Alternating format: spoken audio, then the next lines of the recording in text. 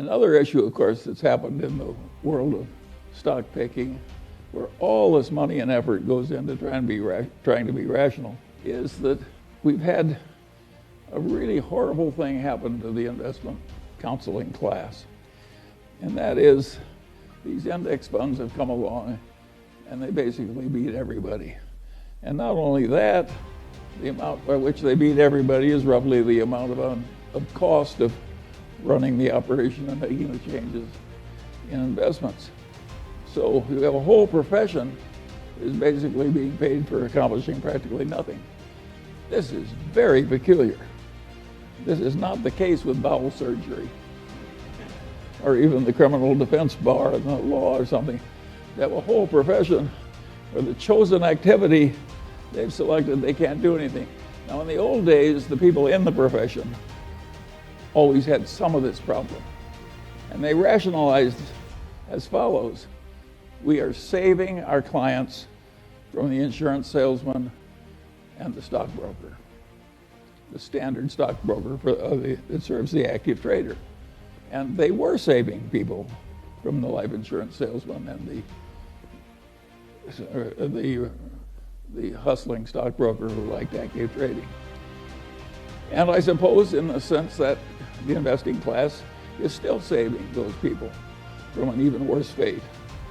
But it is very peculiar when a whole profession that works so hard and is so admirable, and the members of which we are delighted when they marry into our families, and they just can't do what the profession is really trying to do, which is get better than average results.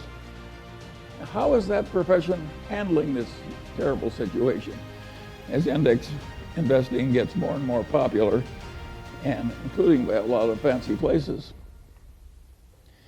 Well, I'll give you a very simple answer. They're handling it with denial. They have a horrible problem they can't fix, so they just treat it as non-existent. This is a very stupid way to handle a problem. Now, it may be good when you're thinking about your own death, which you can't fix, and just denial all the way to the end. But in all the practical fields of life, this problem thoroughly understood is half solved or better coped with. So it's wrong to have all these people in just a state of denial and doing what they've always did year after year and hoping that the world will keep paying them for it, even though an unmanaged index is virtually certain to do better. It's a very serious problem. I don't have any solution for this problem. I do think that index investing, if everybody did it, won't work. But for another considerable period, index investing is going to work better than active stock picking, where you try and know a lot. And of course, the result is almost nobody can outperform an index. Whereas I sit here with my Daily Journal stock, my Berkshire Hathaway stock, my holdings in Lilu's Asian fund, my Costco stock, and of course I'm outperforming everybody. And I'm 95 years old, and I practically never have a transaction. And the answer is I'm right and they're wrong. And that's why it's worked for me and not for them. And the question is, do you want to be more like me or more like them? What people don't realize, because they're so mathematically illiterate, is if you make 5% and pay 2 of it to your advisors, you're not losing 40% of your future. You're losing 90%. Because over a long period of time, that little difference causes a 90% disadvantage to you. So it's hugely important for somebody who's a long-term holder not to be paying a big annual toll out of the performance. That is another story. I can tell a couple of other stories too, because you like stories. Here's an apocryphal story that is very instructive. A young man comes to visit Mozart. And he says, Mozart, he says, I want to write symphonies. And Mozart says, how old are you? And the man says, I'm 23. And Mozart says, you're too young to write symphonies. And he says, but Mozart, he says, you were writing symphonies when you were 10 years old. And Mozart says, yes, but I wasn't asking other people how to do it.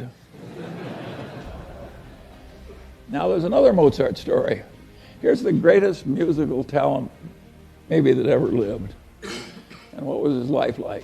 Well, he was bitterly unhappy and he died young. That's the life of Mozart. What the hell did Mozart do to screw it up? To make himself, well, he did two things that are guaranteed to create a lot of misery.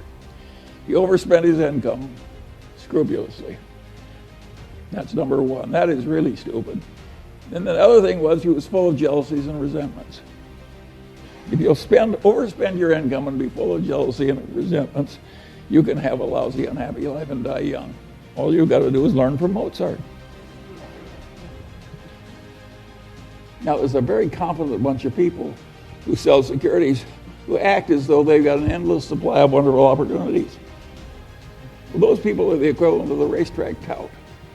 They're not even respectable.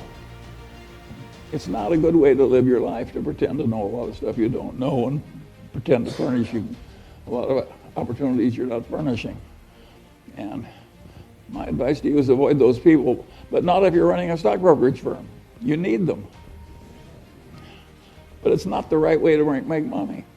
Warren and I, we never tried to make money out of stupidity of our dumb buyers. We tried to make money by buying.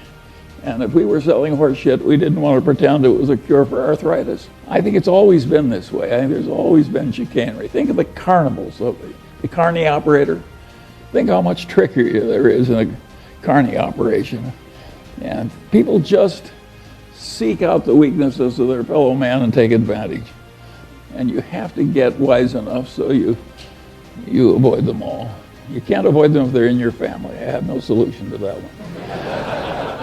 But where you have a fair choice, there are just so many people that should be avoided.